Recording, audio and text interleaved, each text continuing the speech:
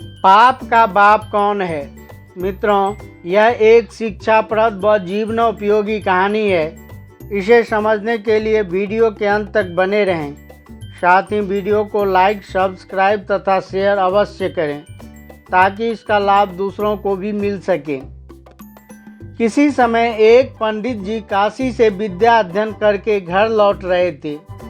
रास्ते में एक सज्जन ने उनसे कहा, पंडित जी, आप काशी से सभी विद्याओं का अध्ययन करके आ रहे हैं, कृपया मेरे एक प्रश्न का उत्तर देते जाइए। पंडित जी बोले, बताइए, आपका क्या प्रश्न है? तब वह सज्जन व्यक्ति ने पूछा, क्या आपको पता है कि पाप का बाप कौन है? प्रश्न सुनकर पंडित जी ने बहुत सोचा, लेकिन उसे कुछ भी समझ में नहीं आया।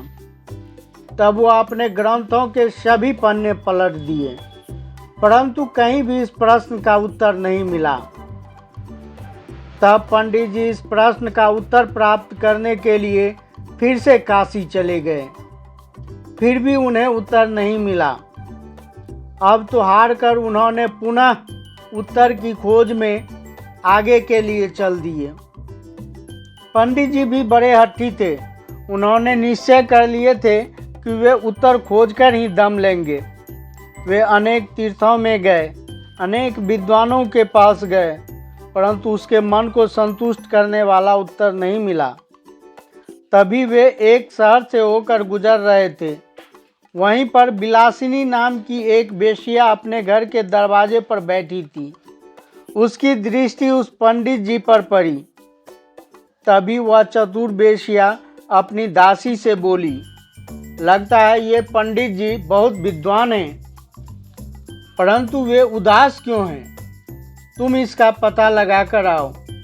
मित्रों, वेश्या के इस प्रकार कहने पर दासी पंडित जी के पास पहुंचकर उन्हें प्रणाम की और उनसे पूछने लगी, महाराज, मेरी मालकिन आपसे जानना चाहती है कि आप इतने उदास क्यों हैं?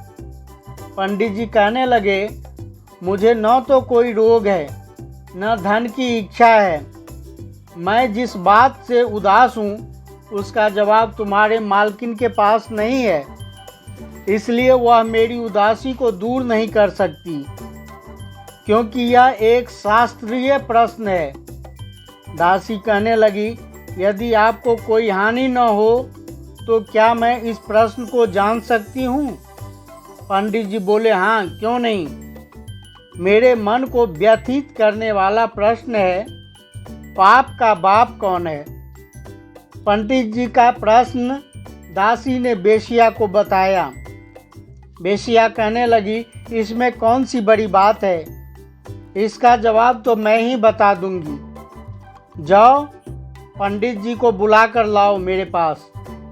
दासी दौड़ती हुई पंडित जी के पास गई और उन्हें बुला कर लाई।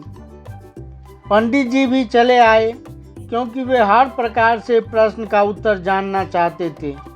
वेश्या कहने लगी, महाराज, हम आपके प्रश्न का उत्तर तो बता देंगे, परंतु इसके लिए आपको यहाँ कुछ दिन रुकना पड़ेगा। बेचारे पंडित जी सोचने लगे कि जिस प्रश्न का उत्तर जानने के लिए मैं पृथ्वी की खाक छान दी, कई महीने बीत गए, तो 2-4 दिन की कौन सी बड़ी बात है। उन्होंने वेश्या का प्रस्ताव स्वीकार कर लिया। मित्रों, इस तरह वेश्या ने उसको रहने के लिए एक अलग मकान दे दिया और उसके भोजन भात, पूजा पाठ आदि की सारी व्यवस्था कर दी। पंडित जी भी बड़े ही कर्मनिष्ठ ब्राह्मण थे। वे अपने हाथों से जल भरकर स्वयं ही भोजन बनाते थे। वह वेश्या उन्हें रोजाना प्रणाम करने आती थी। एक दिन वेश्या पंडित जी से बोली, महाराज, आप स्वयं अग्नि के सामने बैठकर भोजन बनाते हैं, आपको धुआं लगता होगा। यह देखकर मुझे बड़ा कष्ट होता है। यदि आप आज्ञा दें तो मैं रोजाना स्नान करके पवित्र वस्त्र पहनकर भोजन बना दिया करूंगी, और यदि आप मुझे यह सेवा का अवसर देंगे तो मैं 10 स्वर्ण मुद्राएं रोजाना दक्षिणा में भेंट करूंगी। आप तो विद्वान हैं, तपस्वी हैं, यदि आप इतना सेवा का मौका देंगे तो मुझ पापिनी का भी उद्धार हो जाएगा। मित्रों, सरल हृदय वाले पंडित जी के चित्त पर वेश्या की नम्र प्रार्थना का बहुत असर पड़ा। पहले तो उनके मन में बहुत हिचक हुई, किंतु फिर लोभ ने प्रेरणा दी कि अरे भाई, इसमें हानि क्या है? बेचारी प्रार्थना कर रही है, स्नान करके शुद्ध वस्त्र पहनकर भोजन बनाएगी, तो इसमें क्या हर्ज है? यहाँ कौन सा अपने गांव का या घर का कोई देख रहा है? प्रतिदिन दक्षिणा में 10 सोने की मोहरें मिलेगी। यदि दोष भी लगेगा तो बाद में प्रायश्चित कर लेंगे। मित्रों, इस प्रकार पंडित जी ने वेश्या की बात स्वीकार कर लिए। अगले दिन वेश्या ने नहा धोकर नए वस्त्र पहनकर भोजन बनाई। बड़ी श्रद्धा से उन्होंने ब्राह्मण के पैर धुलवाए, सुंदर आसन बिछा दिया, नाना प्रकार से सुगंधित पकवानों से भरा हुआ थाल पंडित जी के आगे परोस दिए।